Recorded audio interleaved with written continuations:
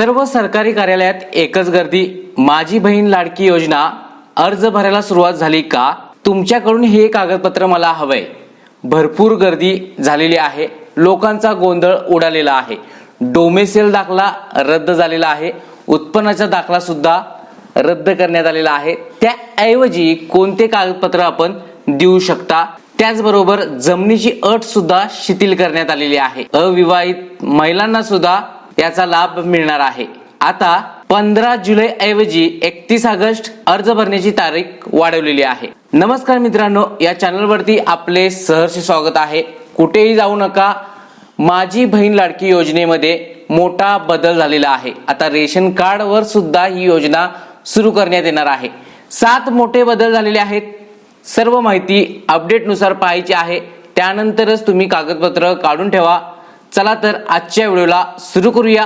सुरू करण्यापूर्वी या चॅनलला सबस्क्राइब केलं नसेल आत्ताच करून ठेवा आणि सोबत डिस्क्रिप्शन मध्ये व्हॉट्सअप चॅनल, टेलिग्राम चॅनल देण्यात आलेला आहे, तिथे जाऊन फॉलो करा, कारण सर्वात प्रथम अपडेट तिथे पाहायला भेटू शकते। सर्वात प्रथम सदर योजना 1 जुलै ते 15 जुलै मध्ये अर्ज भरण्याची होती।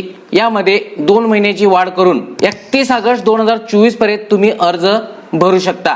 त्यामुळे गोंधळ करू नका, 2 महिन्याची मुदत आहे। तसेच 31 ऑगस्ट पर्यंत तुम्ही जर अर्ज केला तर तुमचे 1 जुलैचे जे पैसे येणार होते ते सुद्धा तुम्हाला मिळणार आहेत। 2 महिन्याचे एकदम पैसे भेटणार आहेत। या योजनेसाठी अधिवास प्रमाणपत्र म्हणजेच डोमेसेल प्रमाणपत्राची गरज होती। आता महिलेकडे अधिवास प्रमाणपत्र नसले तरी चालेल। त्याऐवजी पहा कागदपत्र: 15 वर्षापूर्वीचं रेशन कार्ड, मतदान ओळखपत्र, शाळा सोडल्याचे प्रमाणपत्र, जन्म दाखला या 4 पैकी कोणत्याही एक दस्तऐवज तुम्ही देऊ शकता डोमेसेल दाखल्याऐवजी।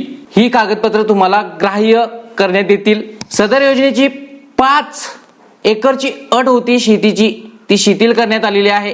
म्हणजे आता तुमची शेती किती असो तुम्हाला या योजनेचा लाभ मिळणार आहे।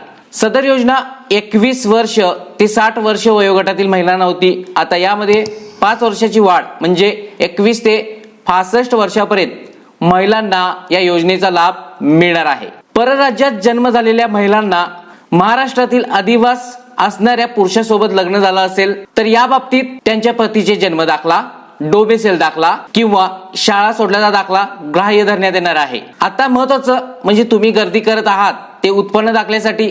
उत्पन्न दाखला मिळवण्यासाठी तलाठी कार्यालय, सर्कल कार्यालय, त्याचबरोबर तहसील कार्यालयात गर्दी करताय, पण या सुद्धा बदल करण्यात आलेला आहे।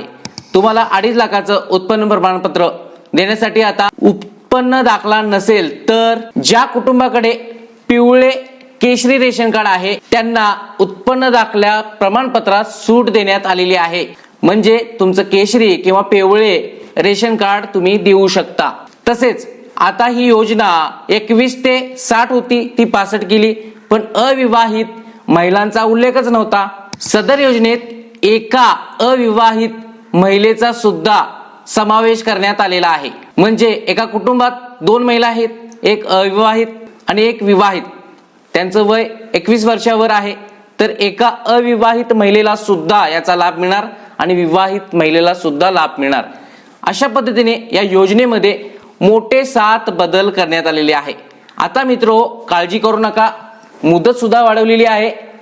दाखल्यांची सुद्धा गरज आता भासणार नाही आहेत। हे दाखले तुम्हाला देता येणार आहेत। रहिवासी दाखला म्हणजेच डोमेसेल दाखल्यासाठी 4 ऑप्शन आहेत। उत्पन्न दाखल्यासाठी रेशन कार्ड तुमच्याकडे आहे ते देऊ शकता। त्याच पद्धतीने अशा बदल झालेले आहेत। सर्व महिला भगिनींना हा व्हिडिओ शेअर करा, जेणेकरून त्यांना सुद्धा ही माहिती भेटेल आणि विनाकारण सरकारी कार्यालयात गर्दी करू नये। कारण ज्या दाखल्यांची आवश्यकता आहे तेच दाखले काढून घ्या। पुन्हा भेटूया नेक्स्ट महत्त्वपूर्ण व्हिडिओ घेऊन। हा व्हिडिओ जास्तीत जास्त महिलांना शेअर करायला विसरू नका। धन्यवाद।